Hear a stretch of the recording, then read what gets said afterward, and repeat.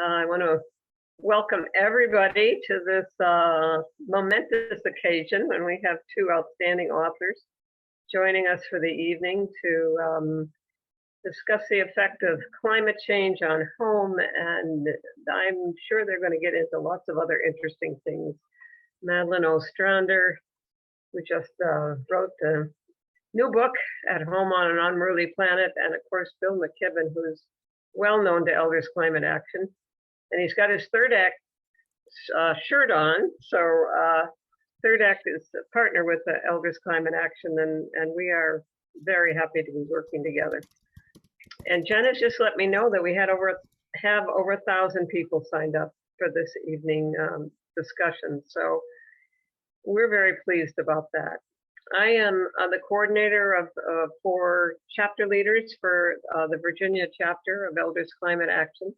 And we were very happy to have Madeline do a book discussion for us, actually two of them, since her book is a part one and part two, which was very well attended, and lots of fascinating discussion came out of that. So out of that and some thinking beforehand, we said, why don't we go national with this and share the wealth?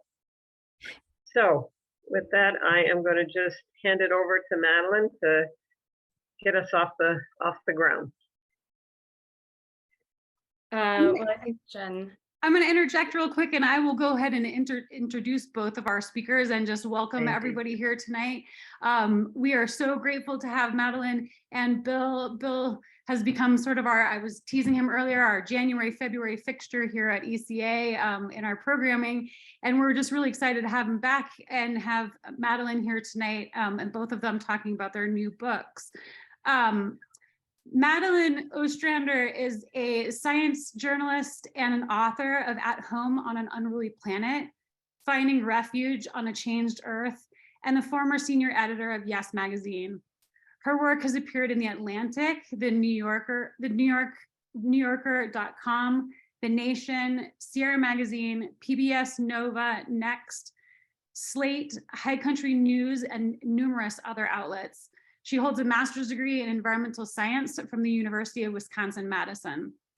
And author and environmental activist Bill McKibben is the contributing writer to The New Yorker and founder at 350.org, and now co-founder of Third Act, one of ECA's allies and partners, which organizes people over the age of 60 to work on climate and racial justice. He has written over a dozen books about the environment, including his first, The End of Nature, published in 1989, and his most recent, The Flag, the Cross, and the Station Wagon. A graying America looks back at suburban boyhood and wonders what the hell happened. So please help me welcome Madeline and Bill to tonight's conversation. Welcome, both of you. Madeline, would you like to give sort of a quick hello and introduction of yourself? Anything further you want to say?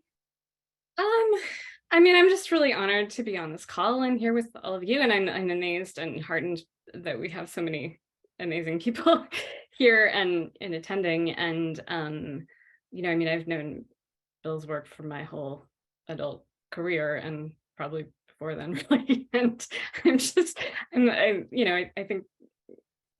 I hugely admire his work, and I think both of these organizations are doing really important work in terms of organizing intergenerationally. And I just thought that we could have a conversation about American communities. I think both of the books we're talking about speak to the nature of community and the kind of country we're trying to build. And I'm excited to have this conversation. Boy, me too. And what fun to get to be with you all. Our competition tonight is the ongoing saga in the House of Representatives. And I can report to you that I just checked, and Kevin McCarthy has managed to lose his 11th vote in a row. They're still counting, but he's already too far behind. So I'm afraid that one's going to continue on into the evening. We're only going to hold you here for an hour because that seems humane. But what a pleasure, especially to get to be with Madeline. Her new book is, as I believe I may have remarked on its cover, marvelous. It really is a terrific, terrific piece of reporting, and also a terrific piece of writing, which is important to me. I spend, most of my life, most of my time now as a kind of volunteer activist, but really, as you can see from the mess behind me in my office, I'm a writer first and foremost. And so what a pleasure to get to join her towards the start of a brilliant career. Um, and really just to get to say thanks to everybody, especially the folks at ECA. And I'll just add, we're all working hard as the new year dawns, and and we have a sort of 6-month window before the 2024 political campaign really begins to take on some other stuff. And we're hard at work taking on the big banks around climate change. Everybody's joining together in this day of action on March 21st, 32123, the best palindromic date in a long time. And we'll be inside and outside branches of Chase and Citi and Wells Fargo and Bank of America all across the country, telling them the time has come to stop funding the fossil fuel industry. So there's tons of work, even though for a little while we have the luxury of not having an election in prospect. And I'll just add, many, many thanks to everybody who spent the last year working on things political in this country, because 2022 could have been a lot worse than it was. And, there I have this strong sense that democracy lived to fight another day. And so it's our job to make sure that that day is spent usefully in all kinds of ways. So what a pleasure to get to be with you all. And Elders Climate Action is really looking forward to that, participating in that day of action. Absolutely. And we'll be making sure that all of our members have information about how they can participate as we get closer to that date. So both of you focus, and actually, let me just back up by saying, if the audience, if you have any questions, please submit your questions in the Q&A box, and we will try to get to as many questions as we can tonight in tonight's program. Let me start with a question. With both of you focus on different aspects of American communities. Both books have a certain local lens, and they use that to reflect on bigger questions. So why do you choose community as a starting place for asking those types of questions? And maybe I'll start with Madeline. Yeah, so I mean, I think there's a few different ways I could answer this, but one thing I've noticed in my climate reporting is that I have noticed that the issue of climate change becomes a lot clearer to people, to certain people, and more powerful to people when they understand what it will mean for them at home and in places they care about. I think everyone's motivated to fight for the things that they love. And also a lot of my reporting has focused on environmental justice, and I think the lessons of the environmental justice and climate justice movements are that you can't really successfully deal with any environmental crisis like a major pollution problem, or where a fossil fuel facility sits, or who has access to things like heat pumps or solar panels, without considering how the most vulnerable people are affected, including people of color and low-income households and older people. And when you start thinking about an environmental issue that way, you come up against a lot of local questions and a lot of questions about home and about the places people live in and the way we organize our communities. And I think that that's a really important way to talk about the climate crisis. Jonathan Foley, the climate scientist, is always talking about how we need to make climate change a kitchen table issue. People need to be able to understand how it's very relevant to their own lives. So I wanted to tell stories from different communities that were confronting different aspects of the climate crisis, so people could imagine or understand how it's affecting them in their own homes, and begin to think about how we respond and how we cope. I think that's just right. And I'll say that I'll just try to add the kind of historical perspective here, because in some ways, what my most recent book is about, and what a lot of my work and thinking about has been over the last some years, is this idea that America took a very wrong turn when it stopped focusing on communities and started focusing on individuals.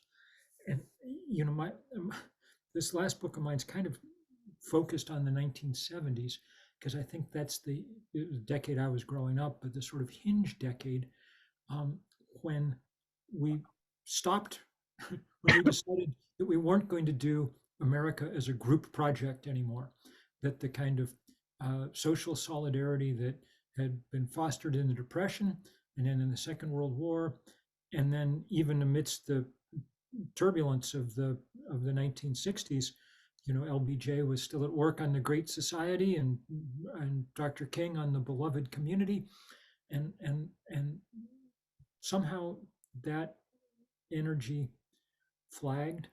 And by 1980, in the election of Ronald Reagan, we decided that individuals were actually what mattered, that what we should be thinking about is our own property values, not our community, that markets would take care of problems. It was Maggie Thatcher who famously said, there is no such thing as society, there are only individual men and women. And that spell, which is what we've operated under in most of my adult life, is only now, I think, even beginning to break a little. It's been fascinating to watch Joe Biden and Bernie Sanders, who I think are sort of it's Biden enacting much of Sanders' vision of the world, is what our sort of current presidency is. And together they're taking us back, not to Obama and not to Clinton, but back towards LBJ. The Inflation Reduction Act, and its, especially in its earlier form, the Build Back Better bill, were the first real attempts to use what we might call big government to try and make the lives of people better, us working together on behalf of the whole. And so that's been powerful and interesting to watch. And I think that where that debate comes out, whether we decide we're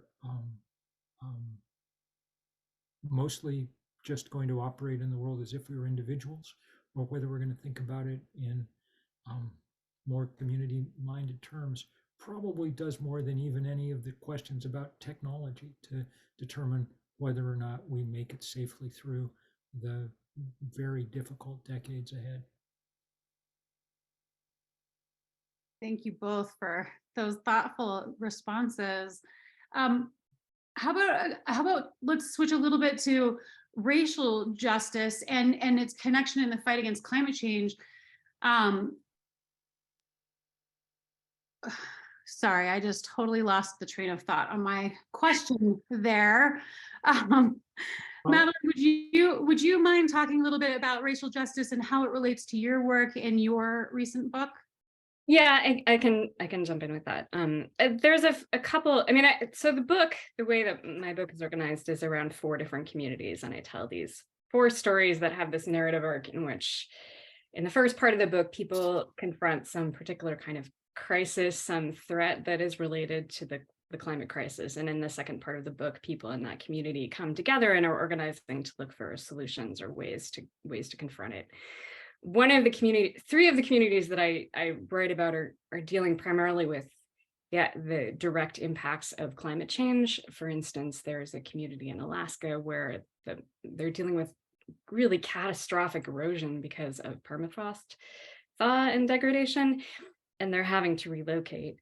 And that is also an environmental justice story, but and a racial justice story, because that's an Alaska Native community. But the one I kind of wanted to zero in on right now is the story of Richmond, which is a community that's dealing foremost with the presence of this massive Chevron refinery that's 120 years old and really has been there as long as the city has been there. And in the book, I try to follow not just the story of the community and the story of there's a particular individual, her name is Story Robinson. She's an extraordinary person, and I follow her story through the book, how she, is is part of a historic Black community that has faced tremendous housing discrimination. They've faced tremendous environmental racism. And over time, it's been the power of that community coming together and trying to reimagine and say, we want something else here. That's enabled that community to organize and find its voice as activists and confront that corporation and begin to imagine that Chevron might not be there one day, that the community has some agency over what happens with that corporation. I guess, more broadly, the IPCC just recognized in the last year that colonialism is a driving force behind the climate crisis. And when you think about the model that we've used to develop our energy, it's putting big polluting facilities in communities that have the least voice to deal with the impacts and to object. And Richmond is one of those places that's had to deal with that legacy. And, when we deal with the problems of racial justice, when we deal with the problems of colonialism, when we give those communities a voice, I think it also gives those communities a chance to articulate what kind of future they want and that they want a healthy community. And I think that's part of the picture of how we address this crisis. Yeah, and Richmond is such a good example, and I'm so glad that Madeline's been writing about it.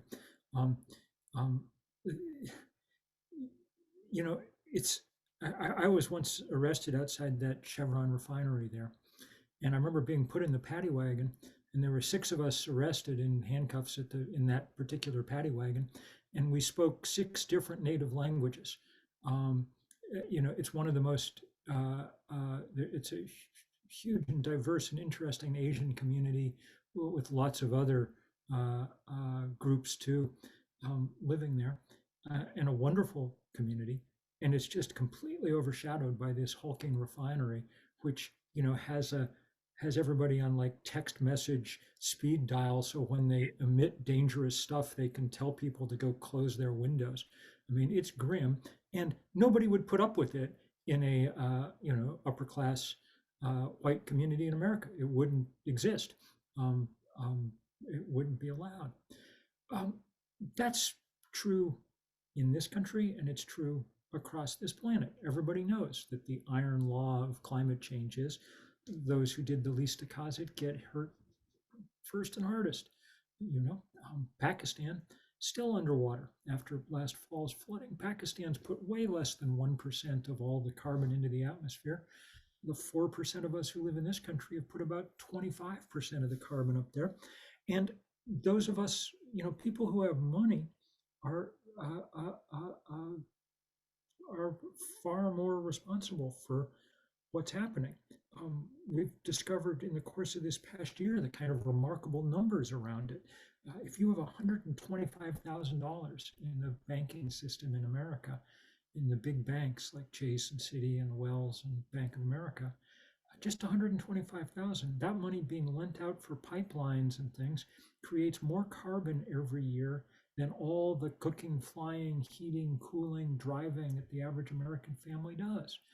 That's the biggest source of carbon in the world is their financial system. And so there's extraordinary opportunities for doing some, I don't know what you'd call it, even some justice making as we go forward here. One of the best things about the Inflation Reduction Act that finally got passed this year, the first serious climate legislation the Congress has ever passed, is that it makes a effort to direct a lot of that money at communities that are the most vulnerable and have been most oppressed. Now, my guess is, given the kind of political laws of gravity, it's going to take a lot of work to make sure that that money actually ends up in those communities instead of defaulting into rich places like it normally does. But I hope that, and we're doing our best to make sure that that work happens, because we got some opportunities now there's some money out there that could begin to change things and change them in useful ways. I'm just going to jump in and note that I put in the chat that a link to Bill's most recent article in the New Yorker on the Inflation Reduction Act, which really inspiring. And also, one of the things I really liked about it, I mean, I guess because I just wrote a book about home, but it's about how we transform homes across the country. And there's a lot of interesting thoughts about how people can organize within communities. And then there's also a few other links to Bill's newsletter, to my website, and how to get involved with Third Act and Elders Climate Action. And then I did want to mention at the front, and we didn't get to it, so I'll mention it now, that Politics and Prose, which is this really wonderful independent bookstore, is offering signed copies of both my book and Bill's book. You can order them through the whole month of January, and the links to do that are right there. And if you just put signed copies in the online order comments, then you'll get them. So really nice. That's yeah. really nice. They're one of the great bookstores in the world. Yes. And you know, as long as we're on the subject of community, bookstores are a remarkable reminder of what makes communities work.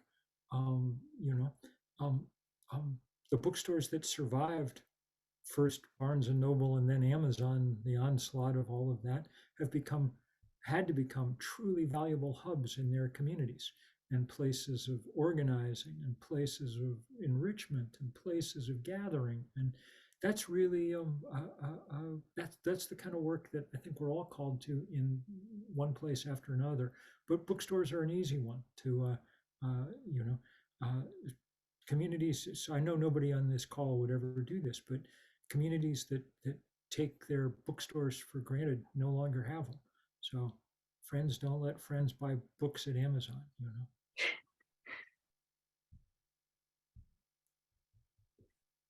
Let's talk a little bit about communities, and how about how do communities need to be rethought and redesigned to respond to the climate crisis? What are some of the aspects that are overlooked here that we need to be talking about?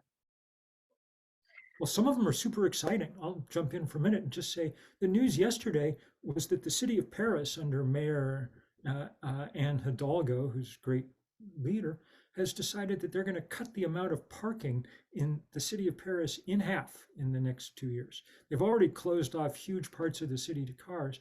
But, you know, if you look around American cities, an extraordinary percentage of the real estate's given over to the storage of automobiles, which is insane.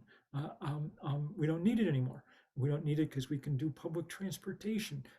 We don't need it because we have City Bike, and because we have the scooters, though I'm not going to get on one. And we have lots and lots of ways to allow places to become much, much nicer to live in. Forget the carbon for a minute and just concentrate on what a pleasure it is to go to Paris at the moment, or to be in Copenhagen, or to be in any place that's thought for 10 minutes about how to try and make itself something other than a place that people rush through in automobiles. I guess I'll tag on to that by telling a story. I seem to be thinking a lot about Richmond this evening, as it's the story that's captivating my attention the most. But in any case, one of the beautiful things I've found in reporting on and writing about Richmond is that there's an incredible act of reimagining happening, or many acts of reimagining. So Richmond is, you know, like so many cities around the country, kind of a post-industrial city, a place where there was a lot of manufacturing, a lot of wartime industry, and a lot of that went away. And then they were left with a lot of abandoned land and a lot of vacant spaces and a lot of toxic legacy. And part of what people like Jory Robinson and other activists in the community have been doing is to reclaim that land and to bring in parks and to bring the community back together. And I think it's that in a lot of ways, that act of reimagining and making the city more beautiful and more vital and bringing people together in public spaces that's allowed people to think we could be something other than a fossil fuel town. And so I think, you know, there's a lot of power in reimagining and rethinking what a health community can look like. And in Richmond's case, it's also allowed them to consider things like, I mean, they've brought in green jobs training programs, they've cleaned up sort of wasted parcels of land and been able to clean them up to the degree that they could grow farms on them, and they have a thriving urban farming economy in some parts of the area going on. So it's really amazing what can happen when we allow ourselves to think that we could depend on clean economies instead of dirty ones. I'll just say hello now, everyone. I'm so sorry I'm joining you late. I had internet problems. Finally figured out I should move the modem thingy, but I'm very happy to be with you now. Hi, Valerie. Hi. Very good to see you, Valerie. Thank you so much, Bill. So I think you should just carry on as you were going along, but as long as there's a little pause, I'll just say that I really loved both books, and they complement each other beautifully, and they're both. I love the way that you both make the necessity of climate action concrete. I think that's very appealing, because there are all these personal stories that put everything in context. And so I guess one thing I was going to ask you, I see you've been talking about communities, is I think, Bill, we know why you chose Lexington, but Madeline, why did you choose the communities you chose to profile? Yeah, I mean, some of it is the sort of opportunistic thing that happens when you're a freelance journalist and people send you to particular places. But I guess I would say I started off saying this. My reporting I've done a lot of reporting on environmental justice, and to some degree, this book started with that reporting. I went to the Bay Area. I was looking for particular kinds of stories for an issue of Yes Magazine. Valerie and I used to both work together at Yes Magazine. And that issue was on resilience. And as I was talking with communities there and organizers and environmental justice groups, they just had such a palpable, tangible way, this was 10 years ago, of talking about how the climate crisis would affect them. What does it mean for particular policies in our communities? What will happen with the vulnerable people that we work with? What will this look like? How will it play out in our neighborhoods? How can we make ourselves ready? And they were asking these very concrete questions, and it felt very refreshing to me, because I felt like it was always a challenge as a journalist to write about the climate crisis in a way that made it tangible for people and made it a sort of bread and butter, a kitchen table issue. So I chose Richmond because I was just fascinated by the way that they confronted the climate crisis and the way that they were reimagining what was possible and the kinds of political organizing that were happening in this tiny little community that's struggled economically for so long. And then the other communities I was drawn to for different reasons. Newtok, Alaska, as I mentioned before, is relocating across this river because they have been dealing with catastrophic erosion on one side of the river. And it's an Alaska Native community. And the community has, I mean, they've struggled and had stress the way that normal people would if they were organizing a huge project like this. And yet they've also been able to come together really beautifully and try to, get the entire community to the other side and continue to live in that region and rethink how they design and build that community. They've worked with an organization that's built these incredible hyper efficient houses that they have on this new site that they're going to live in. And they're a model for communities across the country that have to relocate. And then the other two, St. Augustine, Florida, is a community that's one of the most historic places in the United States. And so when I was thinking about home and how do we confront the climate crisis at home, just the kinds of stories and meanings and histories that we associate with home, I felt like one could explore there. And the fourth one, Okanagan County, is close to my home. I live in Seattle, and it's just over the mountains. And their story is kind of intertwined with my own story at home, in the sense that their smoke actually drifts into Seattle and clogs skies when they have wildfires. But there's also just some really impressive leaders there who've done a lot of work on disaster recovery and how communities recover from wildfires, and also how we restore forests in order to be better ready for wildfires. So those were the four, and then they all follow this narrative arc of like facing a big new risk and then trying to cope with or find solutions in ways that I found really eye-opening and inspiring. And there's an interesting connection between St. Augustine, Florida and Richmond, California, isn't there? Yeah. So they are both connected with Standard Oil. Chevron was Standard Oil before it was Chevron. And St. Augustine was built by Henry Flagler, who was the co-founder of Standard Oil.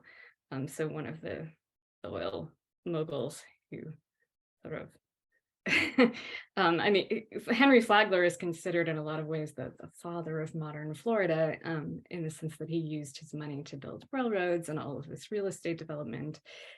And I contrast the two because St. Augustine is a community of such privilege, and I mean, not altogether like any community. There's diversity there in terms of privilege and income, but St. Augustine is sort of like the dream of what can be realized with all that wealth, and Richmond has had to live with all of the negative, difficult, ugly consequences of how we've built our fossil fuel infrastructure, how we've built our country and our communities.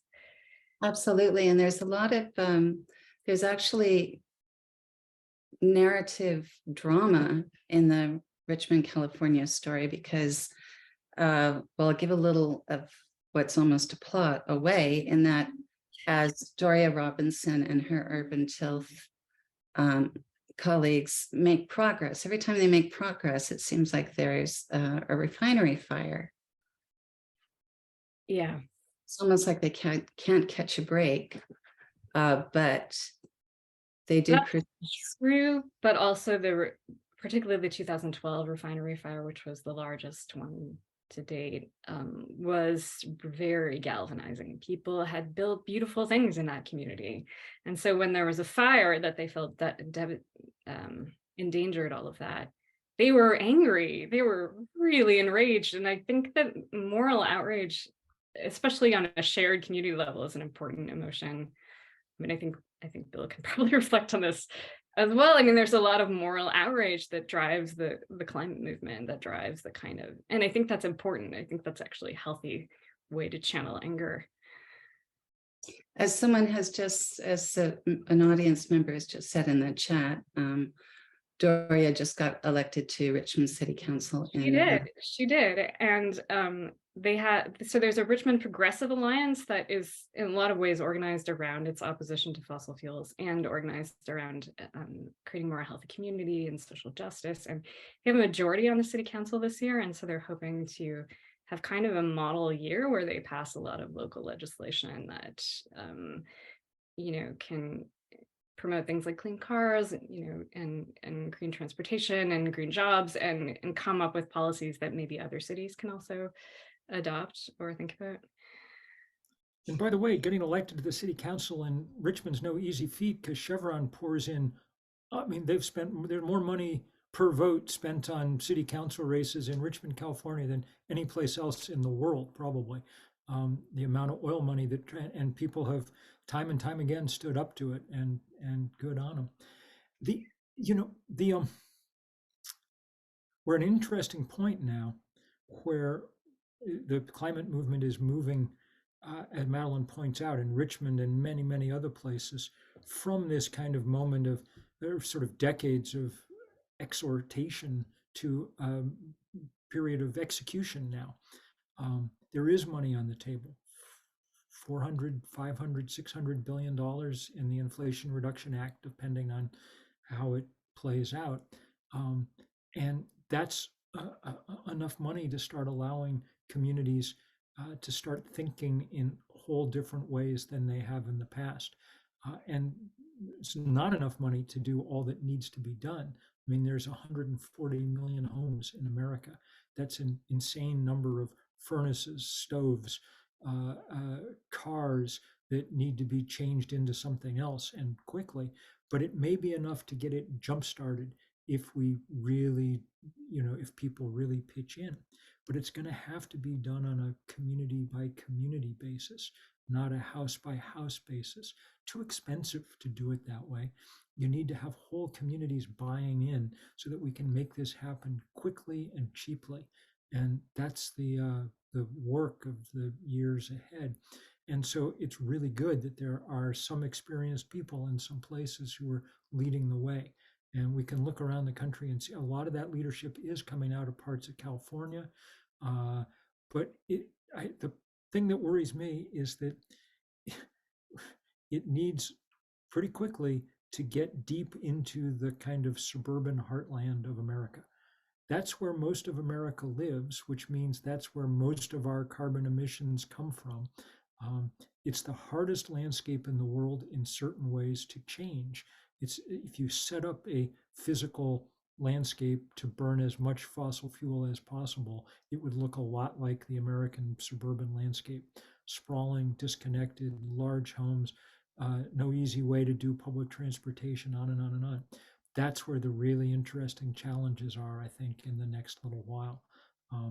And the good news is that there's lots of enthusiasm for some of these changes and more all the time. I don't know whether you guys saw the study that came out yesterday that said that something like a fifth of all the asthma in America was caused by people breathing, kids breathing, kids raised in homes with gas stoves, breathing the volatile chemicals that come off when you burn gas in your home. Well, a lot of, as word like that, as we spread word about things like that, there are tens of millions of parents and grandparents who are going to be saying, you know what, I want an induction stovetop. And we need to be able to make it easy for them to do that and get them and understand how it goes and so on. So fascinating period coming up, different in certain ways from what we've been doing for the last few decades. From demonstration to deployment. That's the that leads me to a question in the chat from Robin Weller, who says, I live in a place where many of the communities are quite conservative and don't like hearing about the crisis.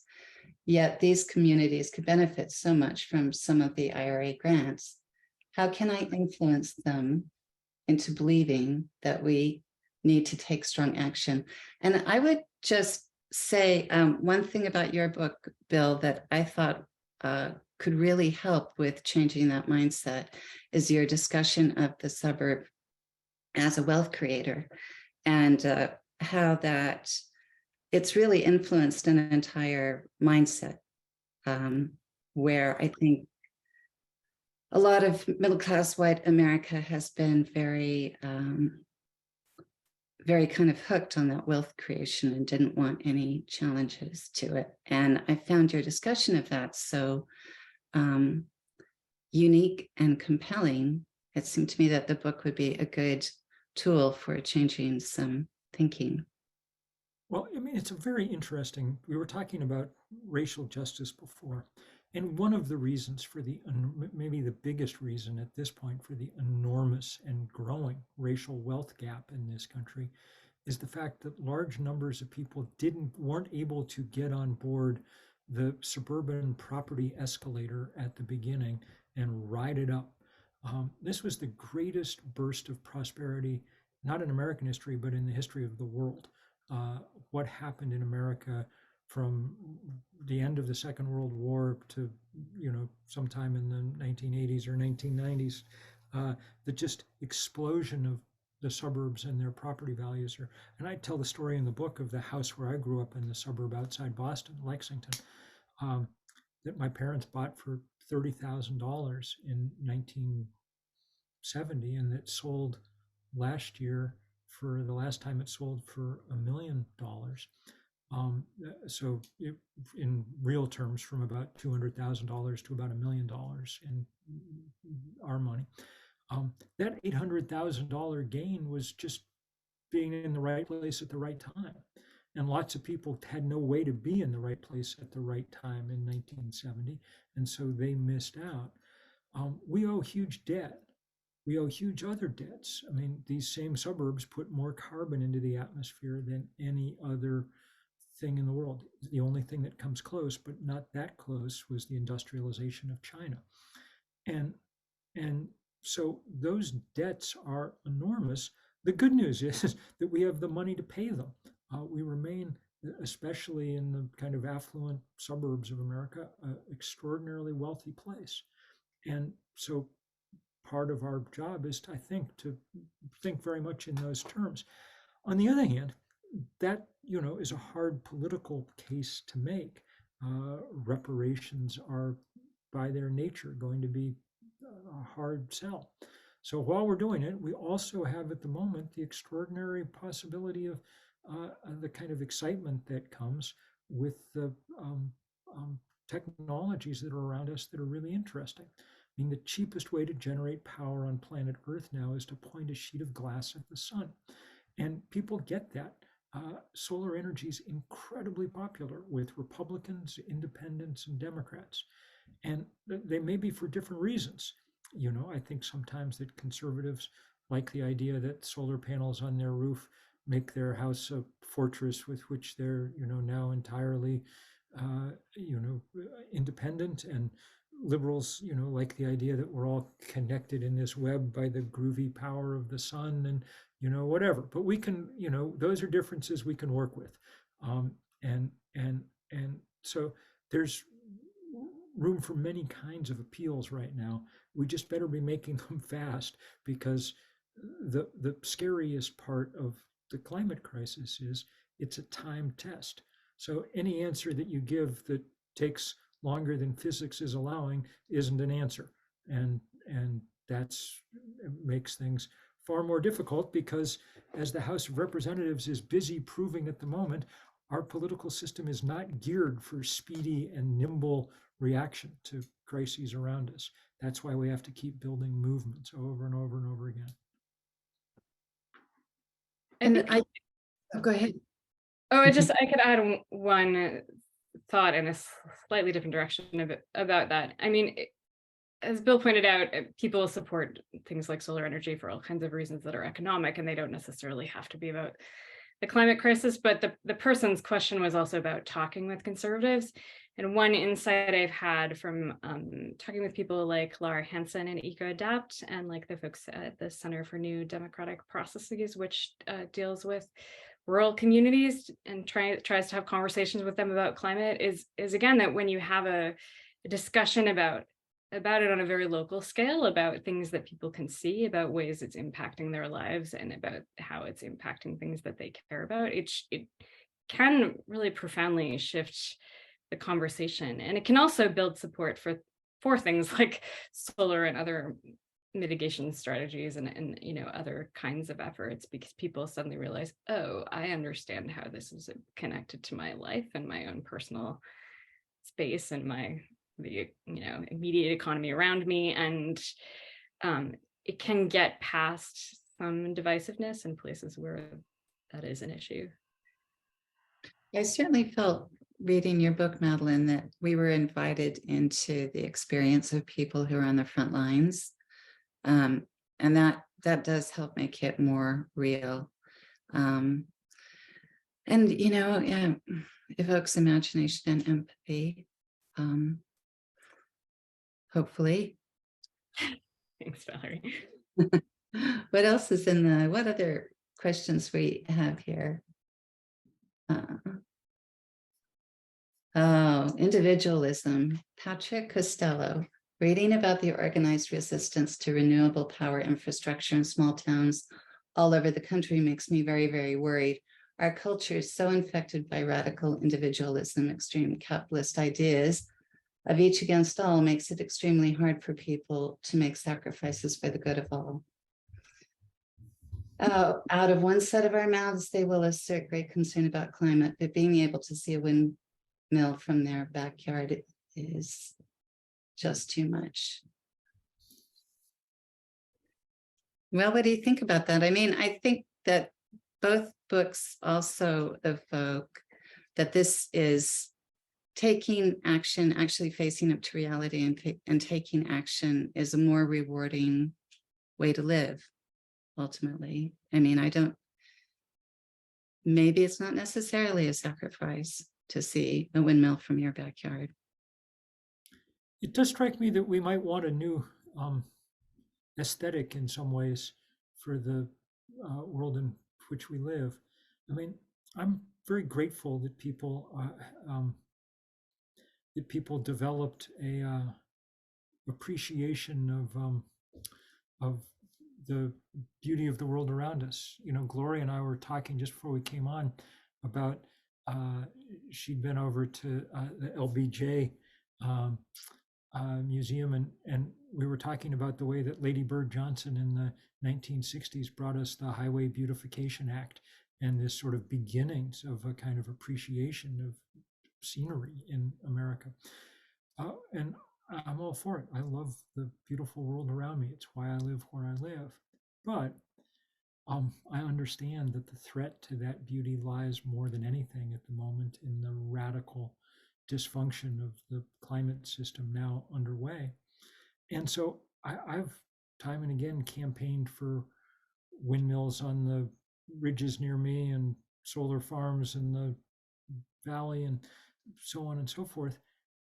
And I've come to think of, I mean, when I look at the big wind turbines, they strike me as extraordinarily beautiful in certain ways, the breeze made visible. And they strike me as the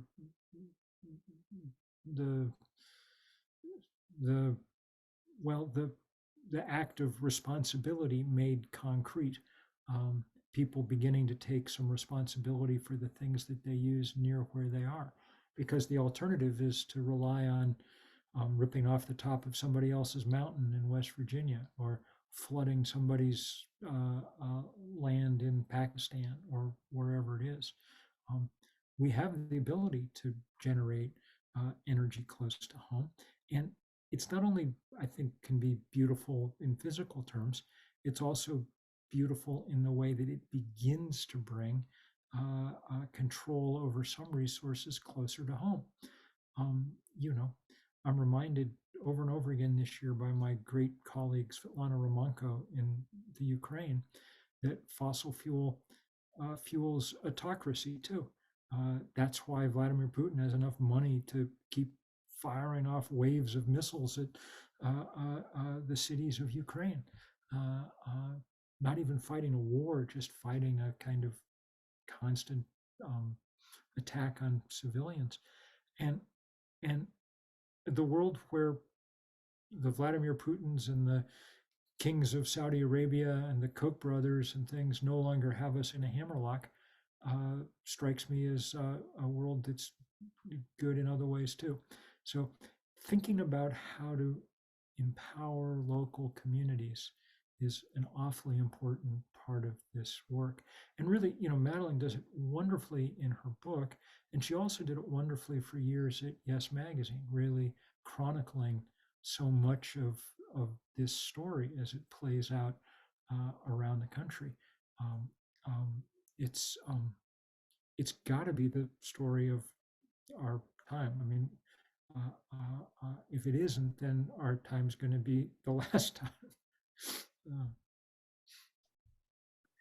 Thanks for that, Bill. I think another thing I would add about, I think people often use the phrase rugged individualism, and I started to think of it as toxic individualism. It's really kind of almost like a pollution in our public discourse. And it's also a strange kind of mythology, because I think it comes from people sort of having some kind of amnesia or some complete lack of awareness of all of the systems and infrastructure that connect us, and you know, this myth that they're not depending on those things. I do think that some of the ways that climate change is impacting us now is laying those bare. You know, when you go through something like a wildfire or a hurricane, it becomes abundantly clear how much people are dependent on each other, how much they're dependent on systems of emergency response. there's a ton of research about how much more resilient people are when they, in the face of that kind of crisis, and in general, when they know their neighbors. And so just the simple act of talking to people down the street and, getting to know people around us is a kind of act of resilience. And I guess I don't know exactly how we combat toxic individualism, but I hope that there's ways we can tell stories about how people are connected to each other and how they're responding to crisis. Also, you might be able to hear my cat yelling outside the door, which is one of the perils of doing a Zoom meeting at home. So anyway, that's some added stuff. If people want one more book to read to cheer them up and make them think exactly along the lines that Madeline was just describing, Rebecca Solnit's Paradise Built in Hell is a tremendous account of how people in the face of natural disasters naturally tend towards community and solidarity, not towards looting and individualism. And Rebecca, who's maybe the great essayist at work in the language today, she's with all of us. She's one of the advisors at Third Act. And tomorrow night, if you want a conversation, she and another one of our great stalwarts, Jane Fonda, are having a wonderful discussion online as part of Jane's Firedale Fridays thing. And they're all pointing towards this 3-2-1-2-3 day of action on the banks. So lots and lots of us old people now really consciously moving into action as old people, trying to figure out how to back up the youth that are doing what needs doing, and having a lot of fun doing it. This stuff is spreading fast and powerfully, and it's really exciting, I think, for all of us to get to be a part of it. It could be powerfully decisive. One of the most interesting things that happened in the last election was, especially in key races, older voters didn't vote the way that they were anticipated to. And if we can keep that kind of thing happening, we have some chance of working our way out of the mess that we've wandered into. So everybody keep the, we need some non-fossil fuel metaphors here. Not keep shoveling coal, keep, not push the pedal to the metal. But we do need to keep working really hard together because things are starting to build in beautiful, beautiful ways. Do we have time for a few more questions? While you're waiting, I have a question for Madeline. What are you working on now? That's a good question. I'm sort of trying to figure out what comes next. I think I would like to keep telling more of these kinds of stories about what things that are happening, organizing that's happening at the community level in response to the climate crisis. There are a few other projects that I've been looking into. I think Richmond has been also asking some really interesting questions that I have been looking into in other communities, like Philadelphia has gone through. So Richmond has been asking questions about what will it mean when the Chevron refinery finally retires. And there's other organizations like Sightline Institute that have been asking those kinds of questions. And there's other, I think we have a lot of questions to ask about what do we do with all this huge old fossil fuel infrastructure, and how do we not catastrophically shut it down, but shut it down in a deliberate way that makes it possible for communities to clean up and recover. Here's one from... Fantastic, by the way. Get to work. Here's a comment from Michael Allen. Bar Harbor, Maine is a great example of a community bringing young and old together to get the town council to declare a climate emergency, create a climate task force, and adopt a climate action plan. My small coastal town of Florence, Oregon can learn a lot from the example of Bar Harbor. How can we get the stories of successful community climate actions to towns like Florence? I think Michael already knows. You're publicizing it, Michael. One of the good things that's going on right now is this explosion in good reporting about the climate crisis and all its many facets. And I feel this particularly strongly because I was around for decades when it wasn't true. I mean, for far too long, for 10 or 15 years, there was a 70% chance that if there was a big story in some American magazine about the climate crisis, it was written by me. And that was a stupid, I mean, it was not healthy in any way, including for me. And nobody who appreciates more the blossoming of great reporting on this stuff. And it's coming, I mean, watching the New York Times or the Washington Post is astonishing. They have great reporting almost every day on solutions, on remarkable possibilities. But there's also lots, even in a world of degraded local media, where we haven't done a good job of protecting local media. There's lots of other there's a lot of great podcasting, a lot of storytelling happening. The challenge now, I think, is to figure out how to make sure that things aren't pilot projects, small one-off experiments. It's how to do things that scale quickly and easily. So the people at places like Rewiring America are figuring out how to do big citywide campaigns that very, very quickly bring civic leaders and civic institutions together to proselytize and make smooth the path as people want to change their homes and businesses. Because we can't wait for sort of the market to slowly work this out. Physics isn't giving us that much time.